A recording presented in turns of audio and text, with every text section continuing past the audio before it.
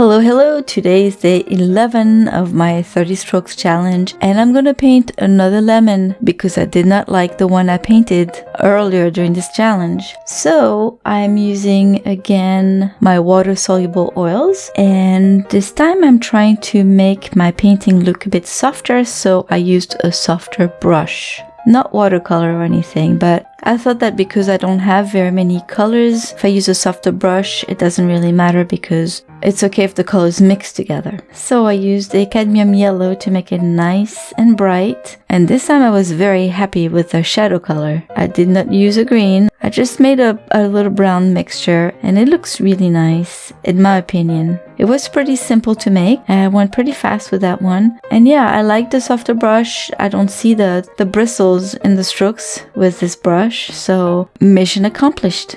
So there's another reason why I like this challenge. I'm trying different things, different brushes, different ways to apply the paint, which helps me make myself more familiar with the medium. And also, because I'm very restricted with 30 strokes, it makes it very fast to paint. So even if you have a very busy day, you can still make some time to paint a quick painting like that. It's a very good exercise, and it actually makes me happy that I was able to fit it in my busy day.